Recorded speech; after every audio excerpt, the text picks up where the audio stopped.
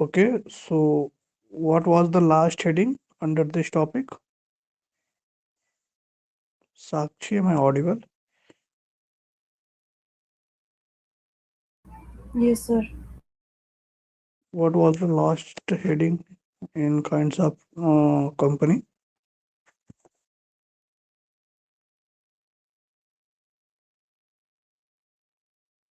Have you taken class yesterday? No, sir, I couldn't attend. No, Why? sir, I was not there yesterday. Okay, fine. Who has taken class yesterday?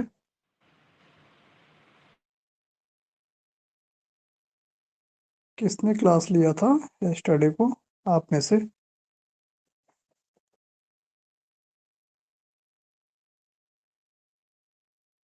ओहो, बड़ी critical situation है। ठीक है, तो kind आप ठीक, अभी कुछ लोग ज्वाइन कर रहे हैं तो मैं 1-2 मिनट और वेट के करके देन स्टार्ट करता हूँ। I'll start kinds of company and this is your third topic of your syllabus.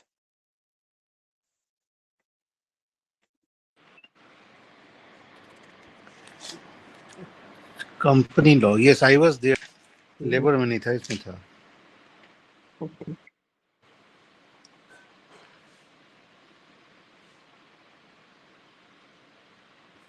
आपने पढ़ाया था ना sir, company limited by share, company limited by guarantee, unlimited liability.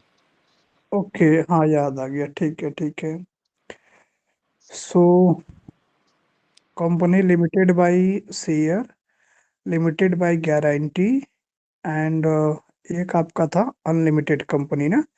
तो ये हमने देखा था बेस्ड ऑन लाइबिलिटी में ये 3 कंपनीज आती है। Like based on liability we have to cover 3 company, company limited by share, company limited by guarantee and third one is unlimited company, like where no limit of the members liability. Okay, so if any member taking profit beyond the share, so they will responsible or they will liable for unlimited liability. Okay, so now we have to start from the based on number of member, like we will cover type of the company on the base on the number of member. Okay, तो number of member के according कितनी company होती हैं वो हम लोग देखते हैं ना।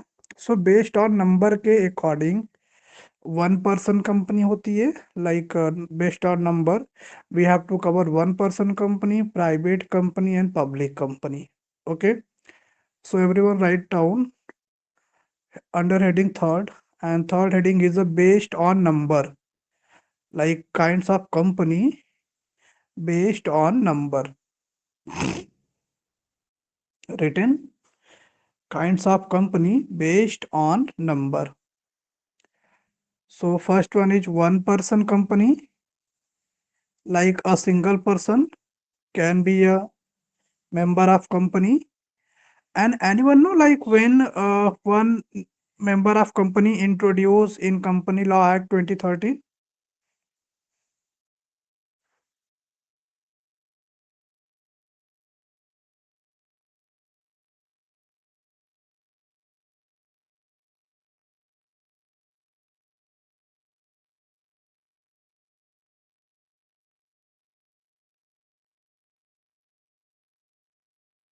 Am I audible?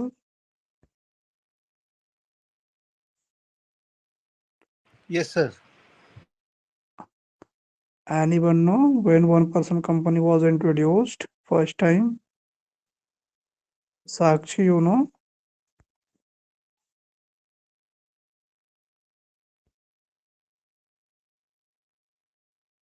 Okay, Serin and Komal. No, sir, I don't know. That's why I'm quiet. Fine. Komal. Okay, 2013 company law act जो आया था हमारा, उसी के थ्रू इंट्रोड्यूस किया गया first time 1 person company concept को। Okay, so next private company and then public company. Okay, so private company जहाँ पे like private company include minimum 2 member, like how many members required minimum in a private company? 2, and maximum 200 member can be in private company. So you have to remember this is very, very important questions for competitive exams. How many members required? How many minimum number required in private company? So 2 member is required, and maximum is 200 for a private company. So maximum can be a 200 members in a private company. Okay. Sir क्या पढ़ा रहे हो sir please sorry company law sir पढ़ा रहे हैं, and we are discuss about the kinds of the company. So under the kinds of company, we are covering kinds of company on number basis. So on number basis, 3 type of the company. One company, private company, and public company. Like a single person can be a member of company, and private company, like where is more than like where is required minimum 2 member, but maximum in private company can be a 200.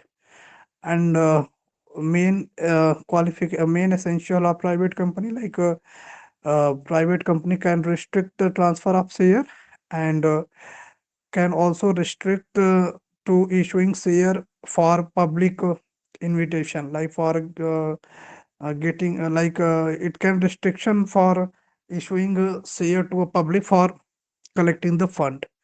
Okay, so it's a type of the restriction which can be imposed by the private company. Okay, so now we will discuss about the public company. So in a public company, how many members, like what will be a minimum number of member? Anyone know? 7. Yes, it is right. So 7 is a minimum number of member for a public company, but for a maximum, it is infinite. Okay, like maximum can be any member, like 1,000, 2,000, 3 lakh, 4 lakh, like it is infinite. Okay, but yes, in a public company, share can be easily transferable. And second one is it also invite to public for buy a share or for invite a share. like ये public को invite कर सकते हैं in a public company. मतलब public company में public को invite for buying the share, like share को subscribe करने के लिए, buy करने के लिए invite कर सकते हैं, but ये restrictions private companies में होते हैं. So on the number of basis, kinds of companies clear to all. So on the number of basis, you all have to cover 3 type of the company, like one person company, and private company, and public company. So I hope is it clear to all, right?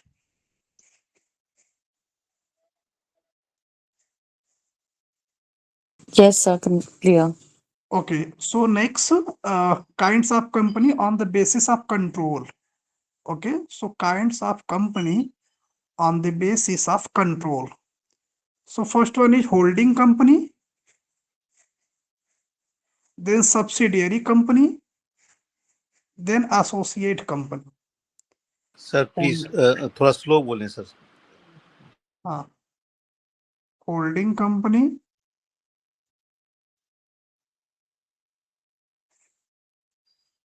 subsidiary company,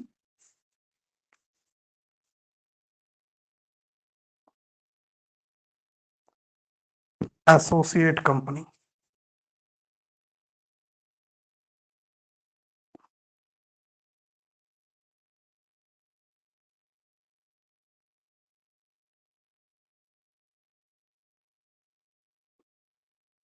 Written.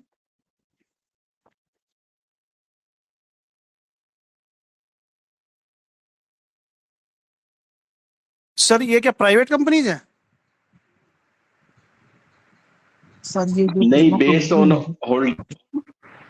अच्छा based on holding okay okay so holding, subsidiary and associate 3 company इसमें आपको mention करना है.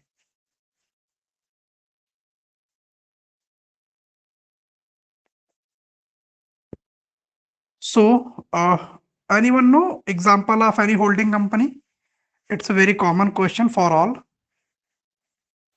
जिस company ने दूसरी company के 49 से ज्यादा शेयर अक्वायर कर रखे हो. नहीं ऐसा नहीं, वो तो फाइन है, करेक्ट है. जैसे कि प्रैक्टिकल में कि Reliance एक and कंपनी Jio. कोई दूसरी कंपनी होल्डिंग कंपनी हो. Reliance and Jio.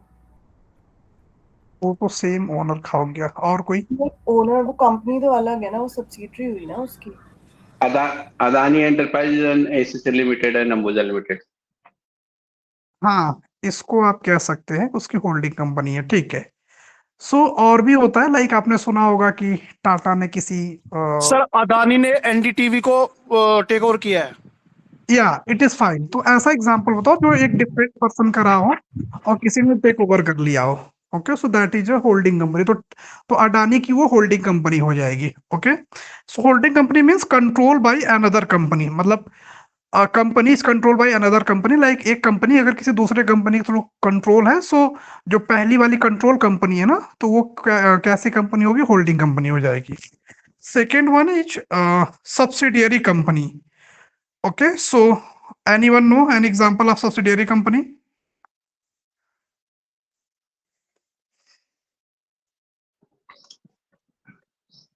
जो होल्डिंग कंपनी है उसके अंदर जो होल्डिंग कंपनी है वो सब्सिडी होगी।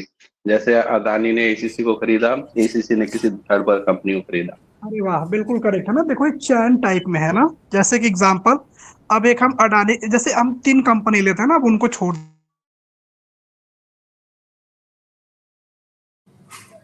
एयर एयर इंडिया की ने दो सब्सिडियरी कंपनी सी, बनाई थी, ओके, एक सर्विस सो प्रोवाइडिंग के लिए और एक क्या नाम है उसके लिए थे, जो ये देते हैं ना, फैसिलेशन करते हैं टिकट उकट का, उसके लिए दो बनाई थी।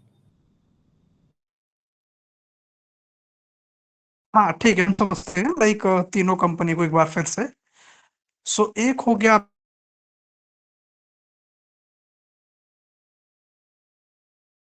सर आपकी बीच बीच में आवाज ये लाइक जब गायब ए हो। का कंट्रोल बी पे रहेगा, so due to network issue, problem to all. कैसी वॉइस आ रही है सर अब आप सबको?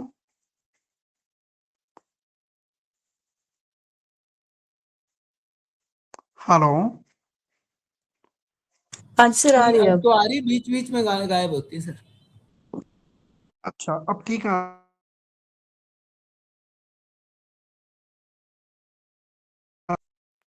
तो फिर कट रही है आवाज। Now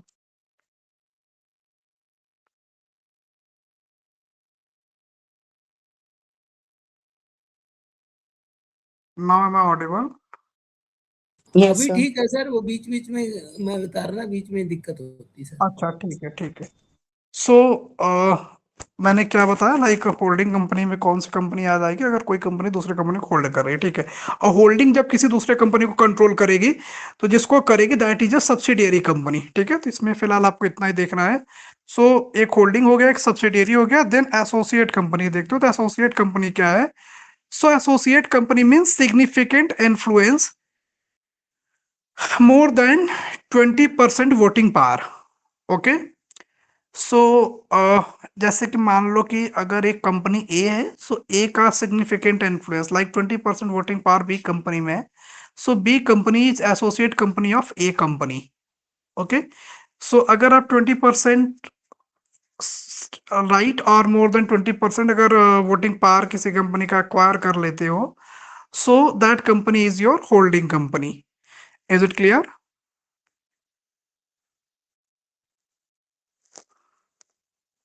sir more than 20%?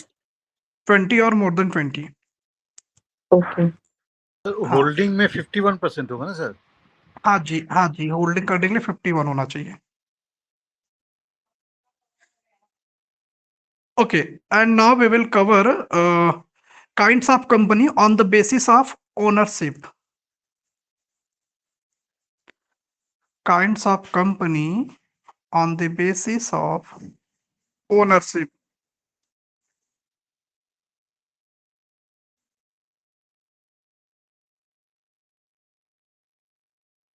Kinds of company on the basis of ownership. So first one is government company. Second one is non-government company.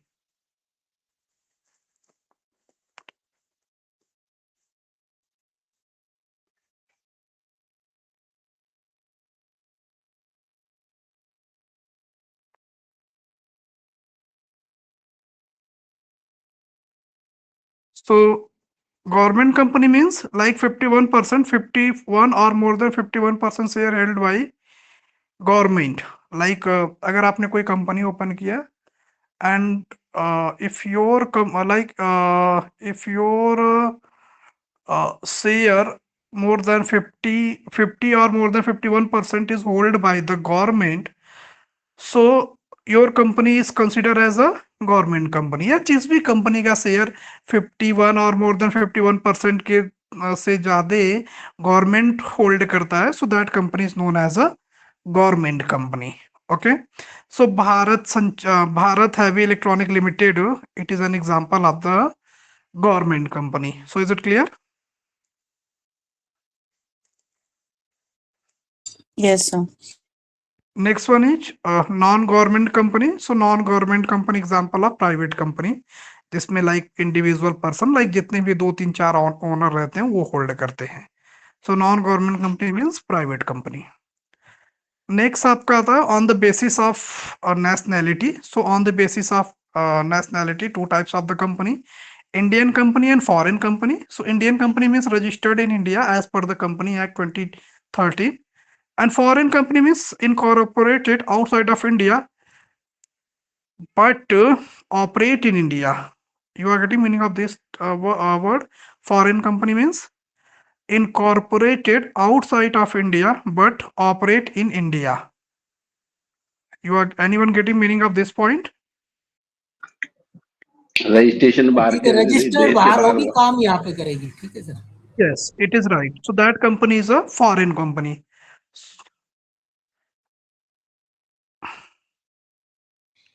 Sir PSU sir फिर किसमें आएगा? ये एमएनसी और नॉन एमएनसी में क्या डिफरेंस रहा सर? किसमें?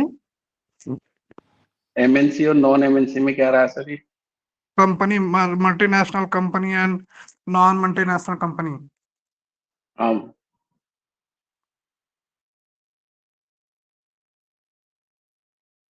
Sir actually एक ऐसे डिफरेंस नहीं रहते, बहुत सारे रहते हैं। जैसे मैं कुछ बताता हूँ। सो जो एमएनसी होती है तो operate on assets in multiple countries, like एक तरीके से उनके ही एसेट्स रहते हैं मल्टीपल कंपनी में। जैसे आप मल्टीनेशनल, जैसे कि उसके कंपनी के कई सारे ब्रांच, कई सारे ऑफिसेस या कई सारे ब्रांचेस हैं डिफरेंट डिफरेंट कंपनीज में। सो आप एमएनसी का एग्जांपल अमेजॉन अगर आप ले सकते हैं, अगर इसकी कंपनी मोर देन 1 कंट्री है, लाइक 2 3 4 5 6 ऐसे कंट्री में है। या वॉलमार्ट आप ले सकते हैं अगर मोर देन इसके 1 कंपनीज है। इन्फोसिस, ऐसी बड़ी बड़ी कंपनीज को ले सकते हैं। ठीक। एंड नॉन जो एमएनसी होती है उसको हम लोग बोलते हैं डोमेस्टिक या नेशनल कंपनी। ठीक है, तो वो जनरली अपने, जैसे कि नॉन एमएनसी में एक छोटी कंपनी ले लेते हैं। जैसे अगर आपने कोई कंपनी फाउंड किया तो आपकी कंपनी है, आपकी नेशनल सिर्फ एक ही, मतलब एक ही कंपनी है, या जो भी आपकी कंपनी वो आपके नेशनल में है, लाइक इंडिया में ही है। So that is a non MNC, या उसे हम नेशनल या डोमेस्टिक कंपनी बोलते हैं। नॉन एमएनसी मतलब कि मल्टीनेशनल, लाइक बहुत multinational, like more than 1 national. If your company is registered more than 1 national, like अगर आपके पास 10 कंपनी है डिफरेंट डिफरेंट नेशनल में, लाइक डिफरेंट डिफरेंट कंट्री में है, तो आपकी मल्टीनेशनल हो गई। And non multinational means your country registered in only 1 country, like अगर आपकी इंडिया में सिर्फ कंपनी है तो आपको उसको चाहे नॉन एमएनसी बोलो या डोमेस्टिक कंपनी बोलो या नेशनल कंपनी बोलो, तीनों कॉमन है। क्लियर? या एक ही चीज है। Is it clear? Hello? Okay sir. Yes sir. ये हाँ। सर पीएसयू किसके अंडर में आएगा? अब सर एक बार फिर से बताइए इसका फुल फॉर्म। पीएसयू लाइक जो पब्लिक से अंडर, सर वो तो पब्लिक गवर्नमेंट के सेक्टर। अंदर एक तरीके से आती है ना। पीए क्या बोले? पीएस एक बार फिर से बोलिएगा। Public sector public undertaking. हाँ सर वो पब्लिक अंडरटेकिंग उसका नाम ही है। लाइक पब्लिक अंडरटेकिंग, लाइक जो गवर्नमेंट के ही अंदर आनी चाहिए। Most of the PSU public like government के अंदर आती तो है। गवर्नमेंट का ज्यादा शेयर होता है, प्राइवेट का कम होता है। होल्ड, एक तरीके से आप ऐसे कह सकते हैं ना। अभी जो हमने कवर किया जो 51% वाला शेयर, लाइक गवर्नमेंट 51 और more then 51% share holder share को होल्ड करती है।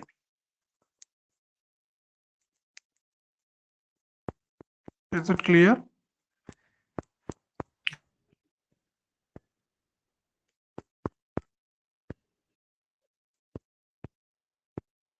Is it clear or should I explain again? No, ठीक clear, sir. Go ahead. ठीक है, तो सिर्फ इतना ही ध्यान रखना है पीएसयू में, पीएससी में कहीं पे इसको पब्लिक अंडरटेकिंग बोलते हैं, कहीं पे पब्लिक सेक्टर इंटरप्राइजेस भी हो सकता है, पीएससी भी बोलते हैं। तो इसमें ध्यान इतना ही देना, लाइक 51 और more then 51 share capital hold by the, अब वो सेंट्रल गवर्नमेंट के थ्रू भी हो सकता है, स्टेट गवर्नमेंट के थ्रू भी हो सकता है, या central government state government jointly भी अगर होल्ड करते हैं तो भी वो पब्लिक सेक्टर कंपनी या पब्लिक सेक्टर अंडरटेकिंग कंसीडर की जाती है। So is it clear to all? Next, okay, so हमने क्या देखा अभी, कौन सी वाली हेडिंग कवर किया? On the basis of nationality हमारा हो गया ना।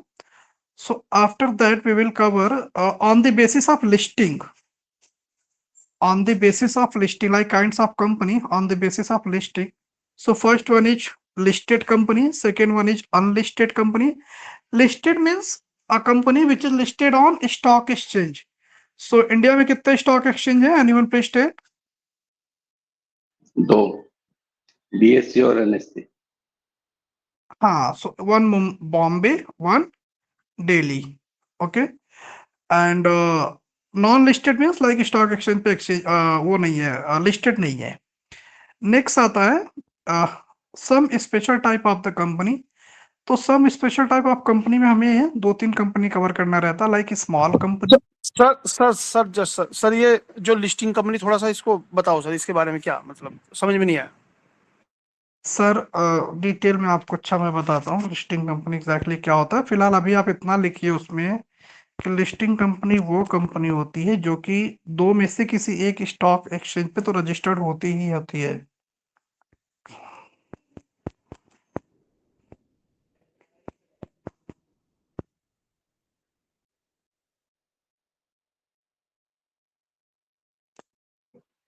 जो Okay, लिमिटेड कंपनी रहती है वो सारी लिस्टेड कंपनी है, जिसके बाद लास्ट में लिखा रहता है ना limited, Adani enterprise limited, ACC limited, या फिर जो है एक्सचेंज पे लिस्टेड। हाँ, तो वो क्या क्यों कह रहा था, जैसे उसमें कंडीशन बताई थी सर ने शुरू में कि उसके मिनिमम मेंबर 7 होने चाहिए और मैक्सिमम कितने भी हो सकते हैं। तो पहले वो कंपनी जो है परफॉर्म होती है, परफॉर्म होने के बाद फिर उसको कुछ टर्म्स कंडीशन रहती है, वो फुलफिल होने के बाद फिर लिस्टिंग के लिए उसको एप्लीकेशन डाल जाते हैं, तो वो स्टॉक एक्सचेंज में लिस्ट होती है, और लिस्ट कराने के बाद उसका फायदा ये रहता है कि वो अपना आईपीओ ला सकती है, यानी मार्केट से जो उसका पब्लिक फंड शेयर रेज रहता कर है, सकती है। हाँ, तो वहां से वो पैसा आईपीओ ले कराओ, सकती है, 2-3 फंडिंग चीजें करा हो सकती सकती है। आईपीओ भी कर सकती है सर, और इसके बाद ऑफर फॉर सेल भी कर सकती है। लेकिन लिस्टिंग कौन करता है जी इनकी? ये है। स्टॉक जो स्टॉक एक्सचेंज एक्सचेंज में में वहाँ पे होते हैं आपको फाइल करना पड़ेगा ना, जैसे आप एप्लीकेशन फाइल ये। करते हो किसी भी चीज के लिए, एज इट इज आपको ये वहाँ सुना पे। होगा ना आपने, सेबी की गाइडलाइन जो पूरी करनी हाँ, होती है, वो सेबी की सेबी की। गाइडलाइन, हाँ जी हाँ जी। हाँ हाँ, तो बस वो सेबी की गाइडलाइन के अकॉर्डिंग जो भी उनकी टर्म्स कंडीशन है वो फुलफिल करो, एप्लीकेशन डालो, तो जो है कंपनी की आपकी एप्लीकेशन अप्रूव हो जाएगी, देन आपका जो है सर्टिफिकेट मिल जाएगा लिस्टिंग का। उसके बाद फिर अपना पब्लिक इश्यू निकाल सकते हैं, लोगों को बोल सकते हैं कि भाई आप हमारी कंपनी के शेयर खरीदो, हम आपको जो ये हमारा जो है एजेंडा रहेगा, इसमें आपको तो प्रॉफिट। लिस्टेड और अनलिस्टेड में इतना ही फर्क होगा, अनलिस्टेड शेयर अपने लॉन्च नहीं कर सकती बस। हाँ, अपने बिल्कुल शेयर ठीक लोन कहा देखो वैसे। जो कंपनी नाम में शेयर फर्क रहता इनवाइट है। कर सकती है ना पब्लिक से, हाँ, जो पब्लिक से शेयर ले सकती है वो लिस्टेड होगी सारी। बस बस बस, ठीक है ठीक है। अच्छा ठीक है, अब दूसरे टॉपिक पे आते हैं। So on the type of like kinds of company on other special type, तो इसमें आपका आएगा small company and dormant company आएगा, and third one is non profit organisation भी आएगा।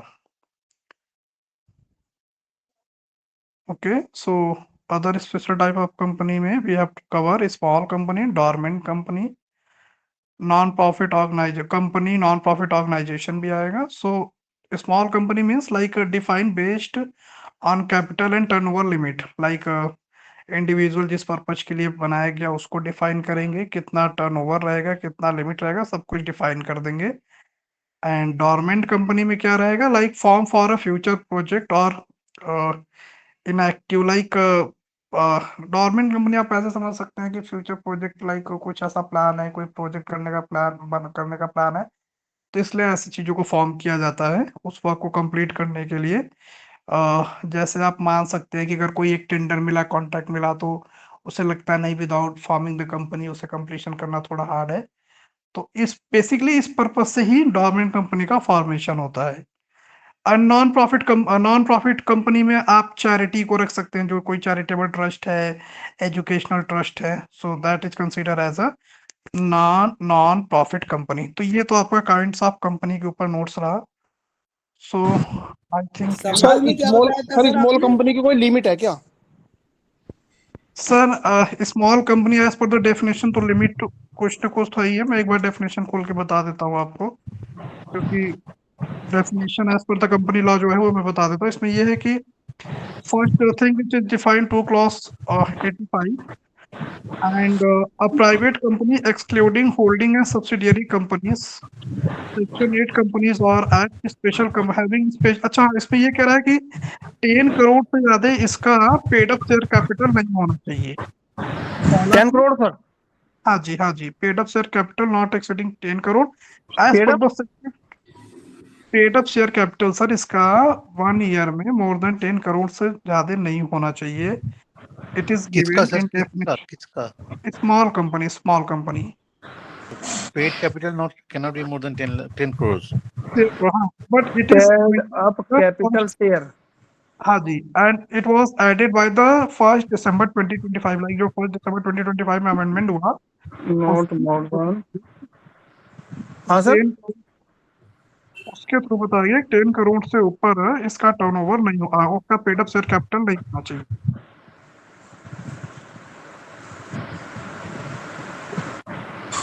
और सर मेंबर और वगैरह क्या है इसके? मेंबर आप स्मॉल कंपनी में वही फॉलो करेंगे, प्राइवेट वाला ही फॉलो करेंगे, लाइक मिनिमम दो नंबर दो थे उसको आपको फॉलो ही करना पड़ेगा। मैक्सिमम आप इसमें 200 रख सकते हैं, लाइक और सारी चीजें आपको उसी की फॉलो करनी पड़ेगी। प्राइवेट कंपनी का फॉलो कर सकते हैं। और कुछ बेसिक और चीजें होती हैं, like minimum paid up capital और maximum paid up capital 10 crore हो गया, एंड एनुअल टर्नओवर इसका 100 करोड़ से ऊपर नहीं होना चाहिए। एंड बोर्ड ऑफ मीटिंग की बात करूँ तो ओनली 1 साल में 2 बोर्ड ऑफ मीटिंग रिक्वायरमेंट होती है। That is a basic thing for a small company. ठीक है, तो ये डोरमेट कंपनी और बताओ सर, क्या है डोरमेट कंपनी? अच्छा, समझ में नहीं आया। ठीक है, बताते रहे, एक सेकेंड। आप में से किसी को कुछ आइडिया है about the dormant company? Okay, जो बंद हो गया हो सर, जो बंद हो गया हो, नहीं, डोरमेंट नहीं, मैं बता रहा हूँ। ओके, जो सो काम नहीं कर रहा हो। डोरमेंट, डोरमेंट हाँ, मतलब तो वही होता है जैसे अकाउंट डोरमेंट हो जाते हैं, जो इनएक्टिव, बंद थे। हाँ, ठीक है, सही कह रहे हैं। मैं और एक्सप्लेन कर दे रहा हूँ, so listen everyone carefully. So first it is given under section 455 of the Companies Act 2013, like 555 section, sorry 455 section में दिया गया है of the Company Act, and it is inactive entity, मतलब कि एक्टिव नहीं रहता है, तो इनएक्टिव मीन्स आप क्लोज कह सकते हो। Form for a future project, like किसी फ्यूचर प्रोजेक्ट के लिए फॉर्म किया गया रहता है, and to hold assets intellectual property और one with no significant accounting transaction in the last 2 year.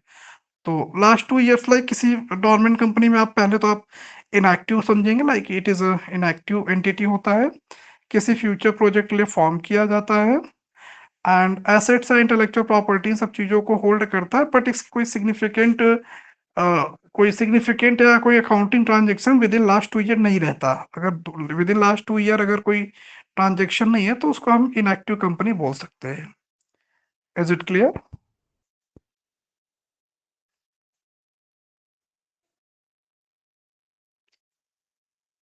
और थोड़ा डिटेल में बताएं या इतना करेक्ट, मतलब सफिशिएंट है?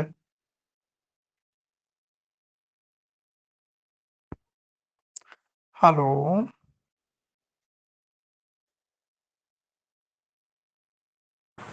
सफिशिएंट है जी, यही सफिशिएंट है।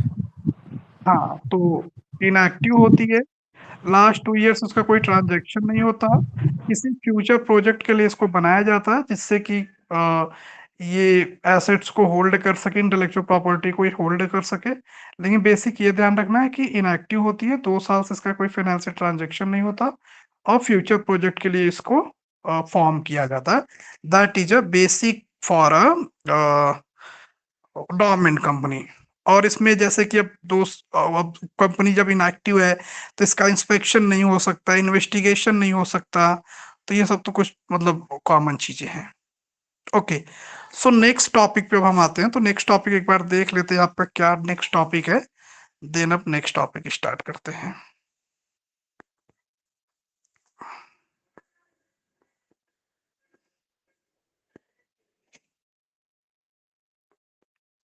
So next topic is corporate personality and lifting of the corporate veil. Okay, so next topic is a corporate personality and lifting of corporate veil.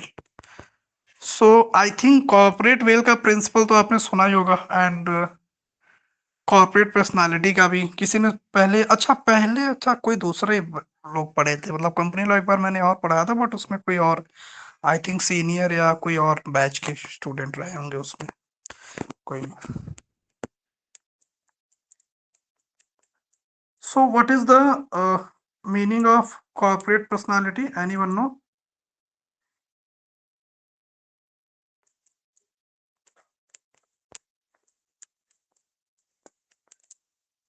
Hello,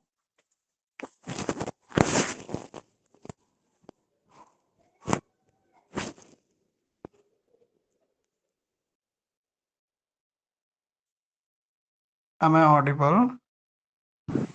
sir नहीं पता sir, please आप बताओ ना। मैं बता रहा हूँ सर, जब मैंने आप सबको कंपनी लॉ स्टार्ट किया था तो कैरेक्टरिस्टिक बताया था, ठीक? तो कैरेक्टरिस्टिक में ही कॉर्पोरेट पर्सनालिटी आती है। तो कॉर्पोरेट पर्सनालिटी को आप बहुत इजी वे में इतना समझिए बस कि कॉर्पोरेट पर्सनालिटी अपने आप में एक लीगल पर्सन होती है, ठीक? So it is every corporate personality is a legal person, but that legal person comes under a artificial legal person.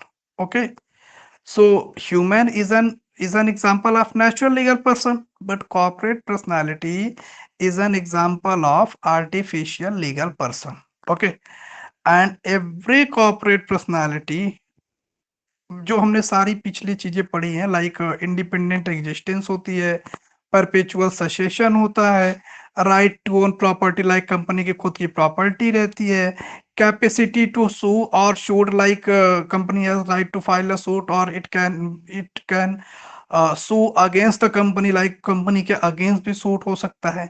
Generally liability limited होती है as per the share, exceptional situation भी है, unlimited liability हो सकती है, but in a casual form liability will be limited.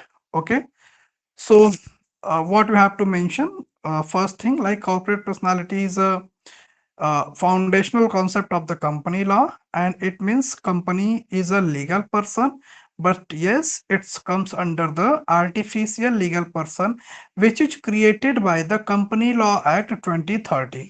मतलब कि एक आर्टिफिशियल लीगल पर्सन होता है जिसका निर्माण या जिसको फॉर्म किया जाता है कंपनी लॉ 2013 के थ्रू, ठीक? एंड इसके बाद अ कंपनी और corporate personality can be make by one people, like अब आप जानते हो 2013 के थ्रू वन पर्सन भी कंपनी को फॉर्म कर सकता है, लाइक वन पर्सन कंपनी भी बन सकता है, और more than one people, like more than one member can also form the company.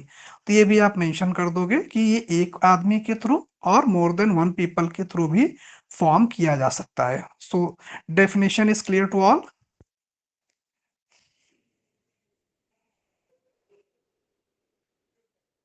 Definition part is clear to all? Yes, हाँ yes, sir. yes, sir. Second, इसमें ये मेंशन करना है like it's consider as a separate legal entity, like company अपने member से इसकी separate identity होती है, एंड सेपरेट आइडेंटिटी इसलिए होती है क्योंकि कंपनी का अपना खुद का नाम रहता है, खुद का इसका रजिस्टर्ड ऑफिस रहता है, खुद अपने नाम से प्रॉपर्टी को होल्ड करती है, कंपनी के अपने आप में कुछ राइट एंड ड्यूटीज होते हैं, और इसलिए अपने मेंबर से ये कंप्लीटली सेपरेट होती है।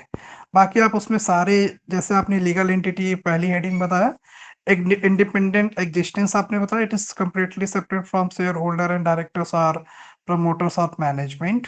परपेचुअल सेसेशन आप इसमें नेक्स्ट हेडिंग बताओगे। Then right to own property आप नेक्स्ट हेडिंग बताओगे। राइट टू फाइल सूट और शूड नेक्स्ट हेडिंग बताओगे। देन लिमिटेड लाइबिलिटी आप बताओगे। तो आई थिंक ये सब मैंने एक्सप्लेन कर दिया है। तो आई थिंक कॉर्पोरेट पर्सनालिटी सबको क्लियर होगा, बट इस पे आप एक केस लॉ लिख लो इस हेडिंग पे, that is very very famous case law, Solomon versus Solomon. सुना होगा ना केस लॉ आप में से किसी ने? स्पेलिंग से स्पेलिंग। हाँ, SALOMON, Solomon versus Solomon and company limited.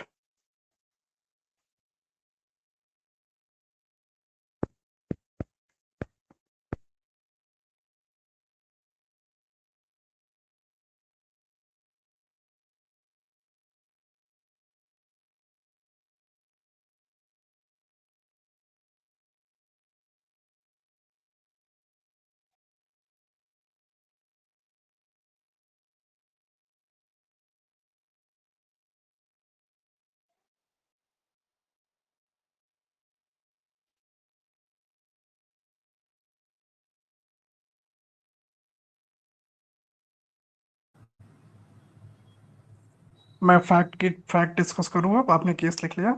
Sir आवाज नहीं आई थी काफी देर से।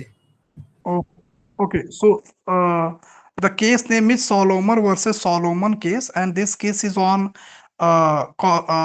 this case is on corporate personality, like जो हम स्टार्ट किए थे टॉपिक corporate personality, उसी टॉपिक के ऊपर है। So case name is Solomon, SALOMON, Solomon versus Solomon and Company Limited. So, written all.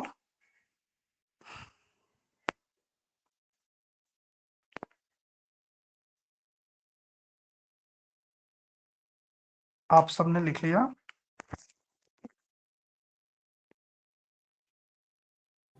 Sir note कर लिया।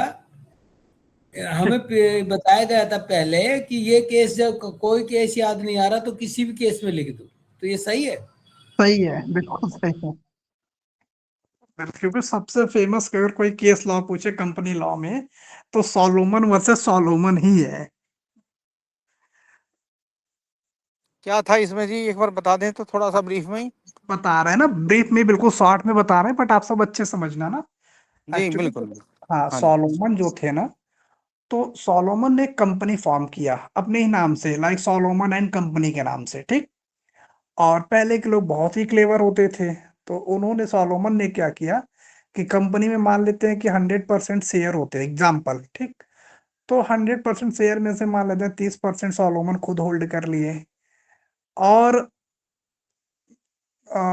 लगभग 60% और शेयर उसी कंपनी के जो उन्होंने फॉर्म किया था, वो अपने बेबी बच्चों को होल्ड करा दिए, लाइक बेबी हो गए, बच्चे हो गए, बहू हो गए, तो इन सबको होल्ड करा दिए। मतलब 90% इस कंपनी पे शेयर होल्डिंग राइट सोलोमन का था, 10% में आउटसाइडर थे, ठीक। अब कंपनी इन फ्यूचर लॉस में चला गया। जब कंपनी लॉस में चला गया तो क्वेश्चन ये उठा कि जो 10% मेंबर हैं, या जो उन्होंने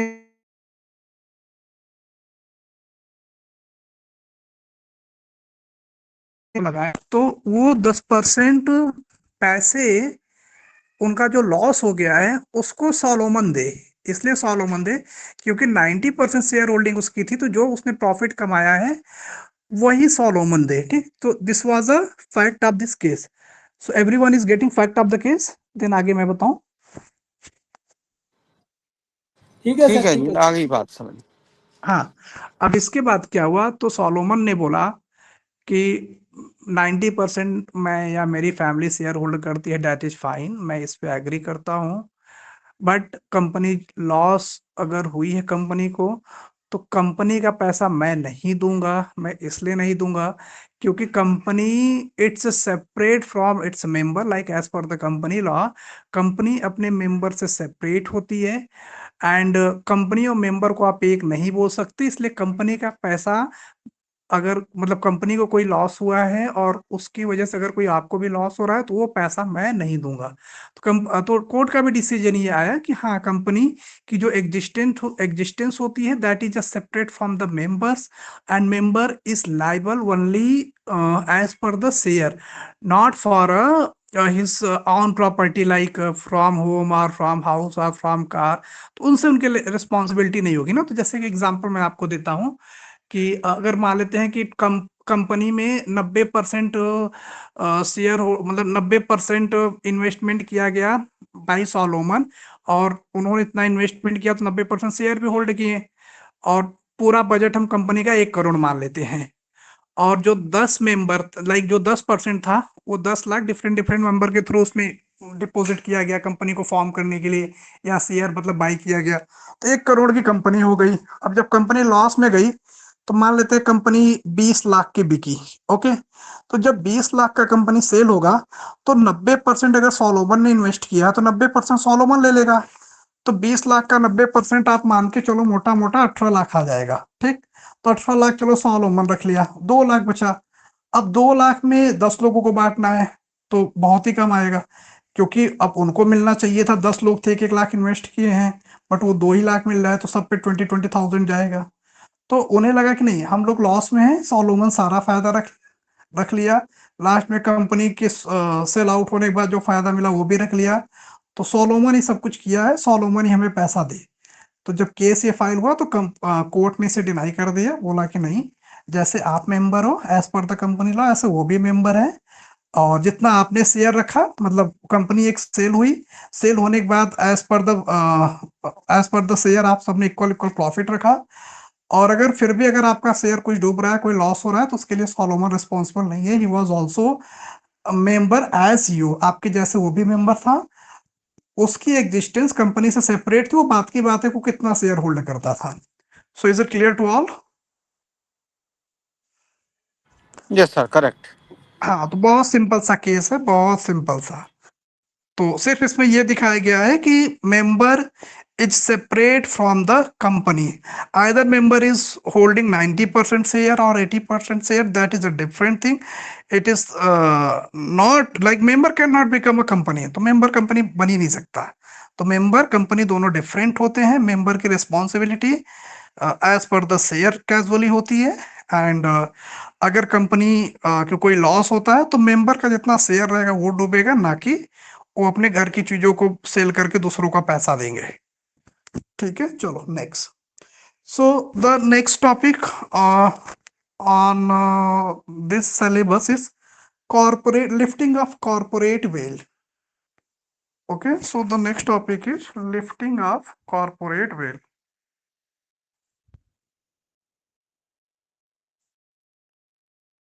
This is also very famous and important topic, and I think ऐसे क्वेश्चन तो एग्जाम में आने भी चाहिए।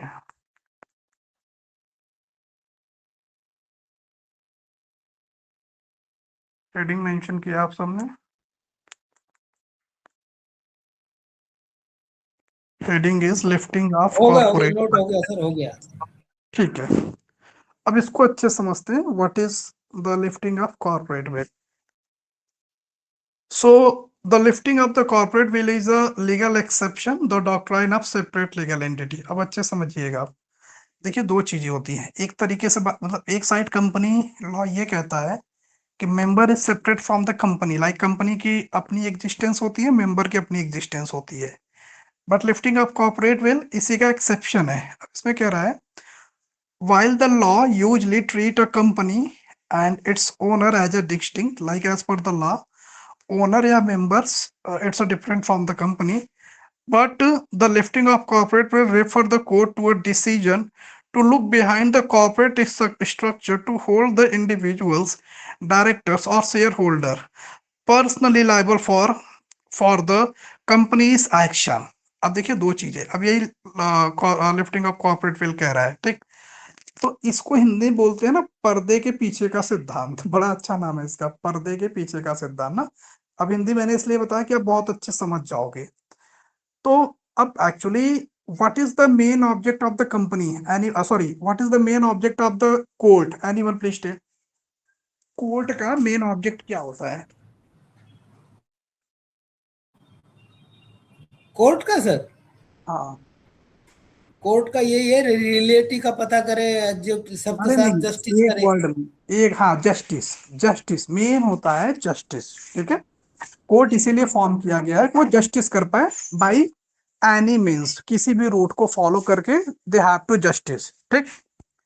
तो लोग करते क्या थे कि अब कंपनी को फॉर्म किए, अपना ही सब कुछ बन गया, दूसरे से पैसा उठाए, फिर बेच दिए कंपनी को, अपना प्रॉफिट लेके रख लिए, मेंबर एज अ दिखा के, अब मोर या हाई अपना शेयर होल्डिंग दिखा करके। अब जो आउटसाइडर रहते थे उनको तो बहुत लॉस होता था। तो ये प्रिंसिपल आया कि अब से, लाइक जब ये प्रिंसिपल आया आपका लिफ्टिंग ऑफ कॉर्पोरेट वेल्थ, तो ये बोला गया कि फ्रॉम नाउ, या आज से, वो पर्सन रिस्पॉन्सिबल होगा जो कंपनी को होल्ड कर रहा था, जो की पर्सन था, जिसकी वजह से कंपनी लॉस में गई, या जो होल्ड कर रहा था, तो वो प्रॉफिट ऐसा नहीं रखेगा, वो रिस्पॉन्सिबल है, उसको पे करना पड़ेगा, ठीक है। तो इसलिए बोला गया क्योंकि इससे जस्टिस को मेंटेन करते हैं, क्योंकि फ्रॉड मतलब होता क्या है कि लॉ में किसी चीज का बहुत बेनिफिट लिया जाता है, लाइक थोड़ा सा भी एक्सक्यूज पा जाते हैं।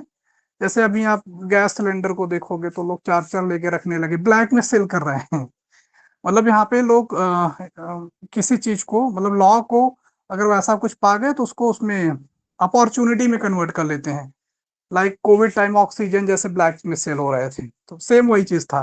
यहाँ पे ये बोल दिया गया कि नहीं, सेपरेट और रिस्पॉन्सिबल, लाइक सेपरेट होते हैं, मेंबर रिस्पॉन्सिबल नहीं होंगे, एज पर उनका शेयर ही रिस्पॉन्सिबल होगा। तो लोग कंपनी ओपन कर करके ऐसे फ्रॉड करने लगे। तो ये बोला गया नहीं, अगर कोई ओपन किया है और वो कंपनी को रन कर रहा है और कोई ऐसा लॉस हो रहा है जो उसके रन करते टाइम लॉस हुआ है, या उसके डिफॉल्ट से लॉस हो रहा है, सो वो पर्सन रिस्पॉन्सिबल होगा। और आउटसाइडर ने जितना पैसा इन्वेस्ट किया है, एटलीस्ट उनको उनका पेमेंट तो करना ही पड़ेगा। तो ये चीज, लाइक ये प्रिंसिपल ही हमारा लिफ्टिंग ऑफ कॉर्पोरेट वेल है। लाइक लिफ्टिंग मतलब कि जो पीछे बैठा है, जो मॉनिटर कर रहा है सब कुछ, और फिर भी लॉस हुआ है, तो वो पर्सन रिस्पॉन्सिबल होगा, चाहे उसका शेयर लाइक लिमिटेड वाला हो या अनलिमिटेड। अनलिमिटेड है तो तब तो ऐसे रिस्पॉन्सिबल होगा। Limited, like share is limited, then also that person will responsible for the act of the company. Clear? तो आप लोग ऐसे लिख लो, मैं थ्योरी इसकी बोल दे रहा हूं। The lifting of corporate veil is a legal exception of doctrine of separate legal entity, like doctrine of separate legal entity का exception है। And while the law usually treat a company and its own member are distinct, like दोनों एक तरीके से distinct होते हैं as per the law, but sir आप लिखवा रहे हो या मतलब स्पीड से बता रहे हो, या तो लिखा ही नहीं जाएगा फिर तो। अच्छा, हमें लगा लैंग्वेज में लिख लेंगे। अच्छा ठीक है, मैं अरे फिर सर नहीं सर, सुन ही लेंगे हम तो, स्पीड बन जाएगी और सिलेबस भी पूरा हो जाएगा। सर एक्चुअल में ना ये समझ में नहीं आया कि आप ये लिफ्टिंग ऑफ कॉर्पोरेट वेल जो है ना, समझ में नहीं आया सर आपने क्या बताया। हाँ, ये बात आपकी मान ली, सही है।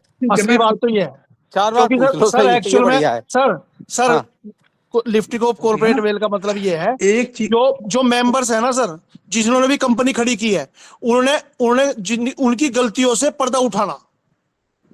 बिल्कुल सही, वही तो मैंने बताया ना। हाँ, ये और दो आप इसमें बस दो हेडिंग आप याद रखिएगा। जो सर उसको तरीके से बताओ कि क्या चीज है अभी हाँ, कंपनी आप लोग एक बार, ठीक है, एक बार आप सुनिए ना। जैसे कि एक हमारा रूल ये कहता है, member separate from it's company, like जो मेंबर होते हैं, जो शेयर होल्ड करते हैं कंपनी में, वो सेपरेट होते हैं कंपनी से, ठीक। चाहे वो कितना भी होल्ड करते हैं, बट वो सेपरेट होते हैं। तो इसलिए अगर वो कंपनी को रन भी कर रहे हैं, बाद में कंपनी इंसॉल्वेंट हो जाती है या कंपनी का वाइंडिंग अप होता है, तो वो as per the share responsible होते थे, ठीक है। बट कुछ आउटसाइडर रहते थे, कुछ इनोसेंट पीपल रहते थे, तो उनको बहुत लॉस होता था। जैसे कि सोलोमन वाले केस में आपने देखा, लाइक सोलोमन ही सब कुछ रन कर रहा था, सारा प्रॉफिट लिया, बाद में इंसॉल्वेंट हुआ किसी तरीके से, तो सोलोमन ने अपना शेयर, अपना पैसा रख लिया, जो आउटसाइडर थे उनको लॉस हुआ, ठीक। तो इस सब चीजों, इतना पहले क्लियर है सबको? Is it clear to all? हाँ जी, हाँ जी। तो एक प्रिंसिपल आया, कोर्ट को लगा कि ऐसे बहुत फ्रॉड हो रहा है, तो कोर्ट ने एक प्रिंसिपल दिया, that is a lifting of corporate veil. इसका मतलब ये हुआ कि एक कॉर्पोरेट को या एक कंपनी को जो भी पर्सन रन कर रहा है, मतलब कोई भी पर्सन रन कर रहा है, वो जो शेयर एक maximum number of share hold कर रहा है, इसलिए कंपनी को रन कर रहा है, उसके रन के ड्यूरेशन में अगर कंपनी इंसॉल्वेंट होती है, कंपनी को लॉस होता है, जिससे कि जो और मेंबर पैसा इन्वेस्ट किए थे या जो कुछ इनोसेंट मेंबर थे उनको अगर लॉस होता है, तो जिस पर्सन ने अर्न किया है, लाइक जो पर्सन अर्न किया है कंपनी के थ्रू, जो कंपनी को एज अ ओनर रेगुलेट कर रहा था, एज अ की मैनेजर रेगुलेट कर रहा था, वो रिस्पॉन्सिबल होगा to pay the amount to the innocent member. So is it clear now to all? Sir इसमें मैं अपना सबमिशन दूं? बिल्कुल बिल्कुल दीजिए सर।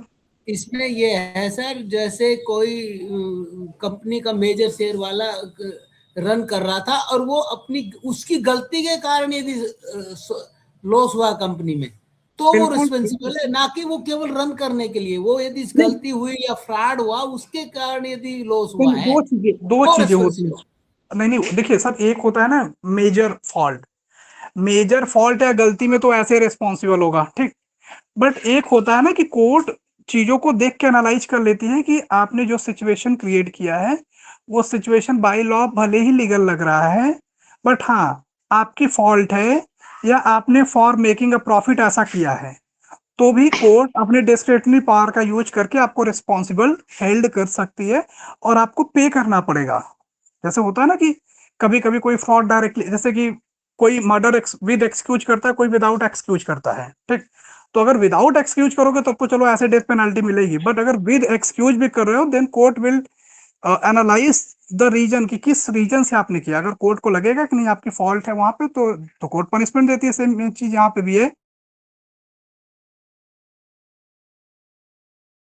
इसमें कई फैक्टर आते हैं कि जैसे कि प्रॉफिट। आपका कई बार वो उनका उसमें लॉजिक ये था कि जब उन्होंने शेयर लिया था तो उनके शेयर का वैल्यूएशन हाई हो गया था। तो बिगिनिंग में जैसे हर एक कंपनी का जो शेयर का वैल्यू रहता है 1 रुपया 2 रुपया पर शेयर रहता है, और मैक्सिमम उसके 10 रुपए तक उसका पेड अप कैपिटल जाता है। तो उस केस में क्या रहता है कि कई बार कंपनी क्या करती है, उसका हायर वैल्यूएशन दिखा के और छोटे इन्वेस्टर को लाके उनको शिल कर देती है। फिर बाद में उसको जो है एक्चुअल प्राइस पे आ जाती है, या फिर इतना वैल्यू नहीं होता जिससे कंपनी को लॉस होता है। तो उस केस में ये हायर वैल्यूएशन के केस में बोला गया है कि अगर हायर वैल्यूएशन करके और छोटे लोगों को फंसाया, यानी वही है ना कि बड़ी मछली छोटी मछली को खाती है। शेयर मार्केट तो में, अगर हाँ बिल्कुल। उनको उनको फंसाया और उनके साथ में आपने चीट किया, तो वो आप उनका जो फंड्स का लॉस हुआ रिस्पॉन्सिबल होंगे। उसके लिए आप रेस्पॉन्सिबल हो। उनको बेच दिया हाँ 1000 रुपए में पर शेयर, बट उसका एक्चुअल वैल्यू आपका 200-300 रुपए था। तो वहां उसने तो पैसा कमा लिया, बट उसका वैल्यू तो कम था ना, तो वहां पे सर उनको जो लॉस हो उसके लिए जो है वो रिस्पॉन्सिबल। कॉर्पोरेटर ही बियर करेगा। हाँ करेक्ट है, करेक्ट है। तो ये आपका रहा डॉक्ट्राइन ऑफ कॉर्पोरेट वेल। इसमें और भी चीजें कवर करना है, ये तो बिल्कुल डेफिनेशन पार्ट था। अगर इतना क्लियर हो देन मैं आगे बढ़ूं।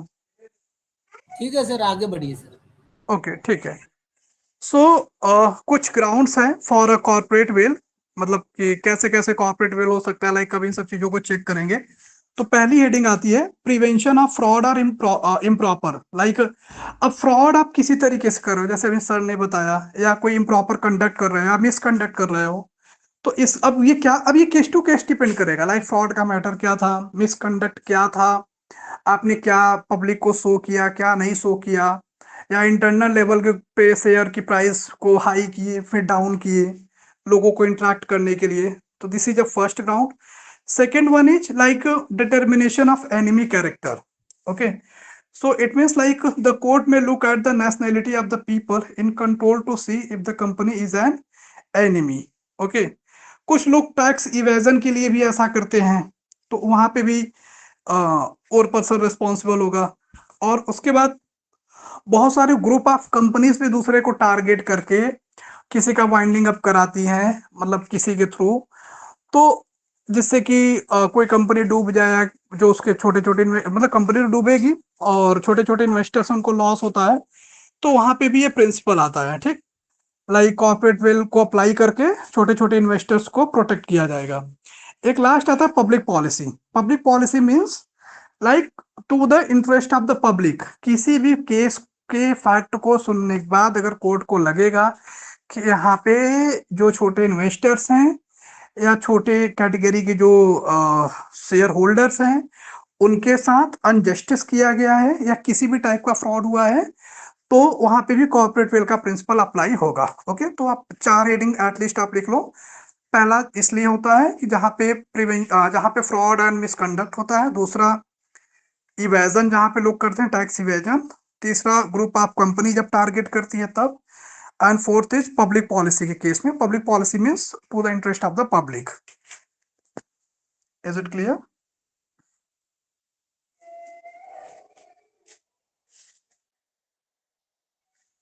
Is it clear to all?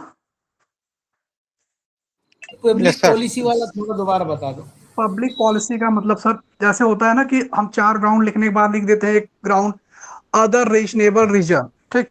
तो ये अदर रीजनेबल रीजन की जैसा है। लाइक पब्लिक पॉलिसी एक ऐसा ग्राउंड है कि मतलब सब कुछ पब्लिक के लिए होता है, मतलब पब्लिक के वेलफेयर के लिए होता है। तो अगर जैसे इसमें फ्रॉड लिख दिया, मिसकंडक्ट लिख दिया, target by the group of companies लिख दिया, ठीक।